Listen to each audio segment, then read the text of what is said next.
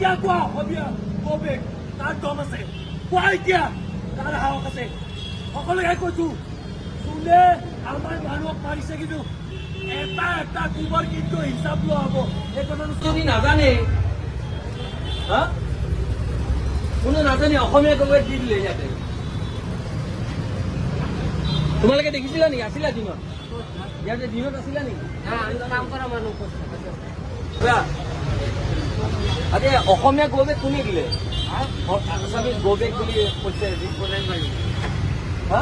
দোকান বন্ধ গম নাপায়। গুণ্ডাবি ঠিক হৈ যাব। খোলা আছিল নে বন্ধ আছিল কাজিয়াৰ সময়? 5টাত খোলা, এইবিলাক চব 5টা বজাত খোলা। ইয়াতে নতুন গুণ্ডা ওলাইছে ইয়াতে। চাওক, অতিকৈ দুৰ্ভাগ্যজনক কথা। এইখন অসমত আমাৰ স্পষ্ট কথা, থলুৱা খিলঞ্জীয়া মানুহৰ দপদপনি থাকিব লাগিব। এইখন অসমত থলুৱা খিলঞ্জীয়া মানুহৰ প্ৰভুত্ব বিস্তাৰ হ'ব লাগিব। এইখন অসমত কোনোবা বহিৰাগতাই যদি অসমীয়া গৌবেগ দিয়ে, অসম গৌবেগ দিয়ে, এই কথাটো আমি কিন্তু কোনো কাৰণতে মানি ল'ব নোৱাৰোঁ। এই যি ঘটনাটো, এই ঘটনাৰ মূল কেন্দ্ৰবিন্দু হ'ল আপোনাৰ পিছফালে থকা এই দোকানখন, য'ত নিচাসক্ৰিয় দ্ৰব্য তেওঁলোকে আজি বহুত বছৰ ধৰি তেওঁলোকে বিক্ৰী কৰি আপোনাৰ ঠিক। আমি কিন্তু হাতত আৰু পিন্ধি ৰখা নাই, আছে হেংগাম লোৱা নাই, ল'লে হেংগাম ৰক্ষা নাই। জয় অসম। এটা ঠিক, আজি ইয়াতে এতিয়া কোনোবাই অসমীয়া গৌবেগ দিয়ক, এতিয়া কোনোবাই অসমীয়া গৌবেগ দিয়ক। আমি চাবলৈ বিচাৰিছো কাৰ ইমান দুঃসাহস আছে ইয়াতে দিয়ক কোনোবাই অসমীয়া। আমি ইয়াতে থিয় হৈ আছো। তেতিয়া 5জন মানুহৰ ওপৰত বৃহৎ সংখ্যক অসমীয়া লোকে তেনেকুৱা ধৰণে প্ৰহাৰ কৰিলে, সাংবাদিকক মাৰপিট কৰিলে, মূৰ বটাই দিছে সাংবাদিকক। ইমান দুঃসাহস এইখন অসমত, আৰু আমি কি হাতে হাত ধৰি বহি থাকিম বুলি ভাবিছে কোনোবাই? এটা কথা স্পষ্ট যে আমি অসম জাতীয়তাবাদী যুৱ ছাত্ৰলীগে আমি স্পষ্টকৈ ক'বলৈ বিচাৰিছোঁ, এইখন অসমত থলুৱা খিলঞ্জীয়া মানুহৰ প্ৰভুত্ব বিস্তাৰ হ'ব লাগিব। এইখন অসমত থলুৱা খিলঞ্জীয়া মানুহৰ দপদপনি চলিব। আজি দুপৰীয়া ভাগত এই অঞ্চলত এই চেৰাপাটিত যিটো ঘটনা সংঘটিত হ'ল, অতিকৈ দুৰ্ভাগ্যজনক কথা। আজি কেৱল 5-6জন কেইজনমান ব্যক্তিক, অসমীয়া ব্যক্তিক এই অঞ্চলৰ কিছুমান অনা অসমীয়া ব্যক্তিয়ে তেওঁলোকে জোৰ জবস্তি তেওঁলোকক মাৰ ধৰ কৰিছে। ইয়াৰ উপৰিও সাংবাদিকক তেওঁলোকক প্ৰহাৰ কৰা পৰিলক্ষিত হৈছে, মূৰ ফটাই দিছে। ইয়াৰ উপৰিও আমি খবৰ পাইছোঁ যে পুলিচ বিষয়া পৰ্যন্ত আহত হ'বলগীয়া পৰিস্থিতিৰ সৃষ্টি হৈছে।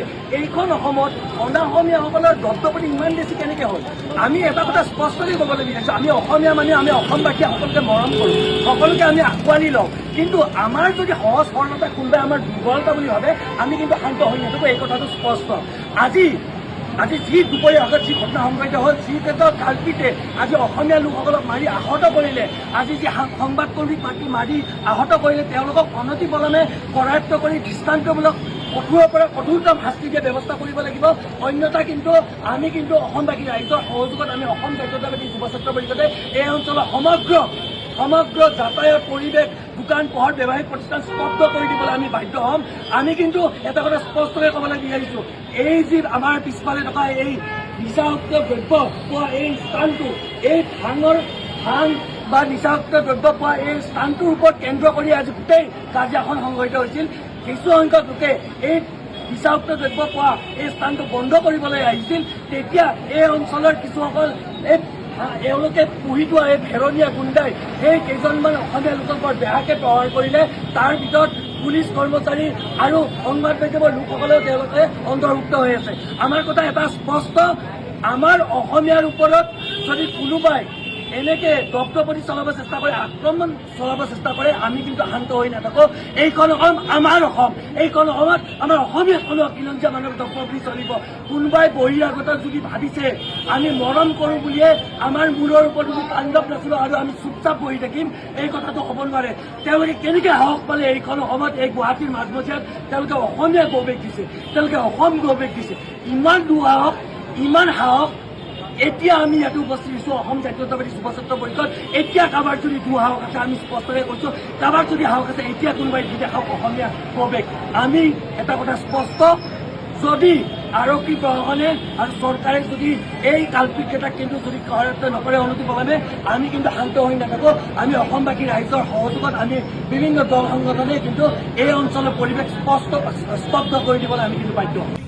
এতিয়া কোৱা অসমীয়া গৌবেগ তাৰ দম আছে কোৱা এতিয়া কাৰ সাহস আছে সকলোকে কৈছো কোনে আমাৰ মানুহক মাৰিছে কিন্তু এটা এটা কোবৰ কিন্তু হিচাপ লোৱা হ'ব এই কথাটো স্পষ্ট কিন্তু আমাৰ মানুহক কোৰ পঠাব এতিয়া কোনোবাই কওক অসমীয়া কৌবেগ কাৰ সাহস আছে কওক অসমীয়া কৌবেগ কোনে ক'বলৈ বিচাৰিছে কওক কাৰোবাৰ যদি সাহস আছে কওক এতিয়া অসমীয়া কৌবেগ আজি গুৱাহাটী মহানগৰীত যিটো দুৰ্ভাগ্যজনক ঘটনা সংঘটিত হ'ল সঁচাকৈ আজি এজন অসমীয়া হিচাপে আমি অত্যন্ত দুখ প্ৰকাশ কৰিছোঁ আজি ইয়াতে গুৱাহাটীৰ চেৰাপবাটীত কেইজনমান অনা অসমীয়াই অসমীয়াৰ ওপৰত প্ৰহাৰ কৰা এক ঘটনা পৰিলক্ষিত হোৱা আমি সামাজিক মাধ্যমত দেখা পালোঁ তাৰ পাছত এতিয়া আমি তাতে উপস্থিত হৈছোঁ উপস্থিত হৈ আমি সেই দোকানবোৰত আমি সোধপোছ কৰিছোঁ যে কোনে অসমীয়া গৌবেগ দিছিলে কোনে আমাৰ অসমীয়া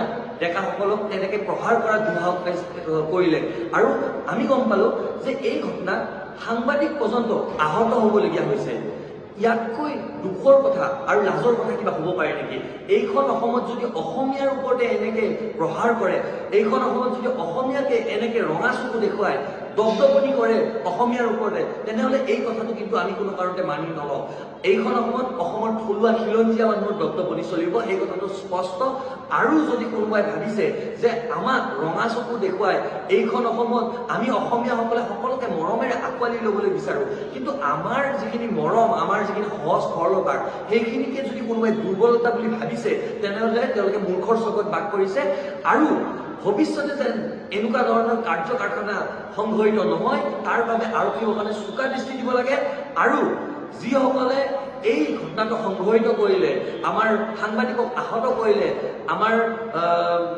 যিখিনি অসমীয়া লোক তেওঁলোকৰ ওপৰত প্ৰহাৰ কৰিলে তেওঁলোকক অনতিপলমে কৰায়ত্ব কৰিবলৈ আমি দাবী উত্থাপন কৰিছোঁ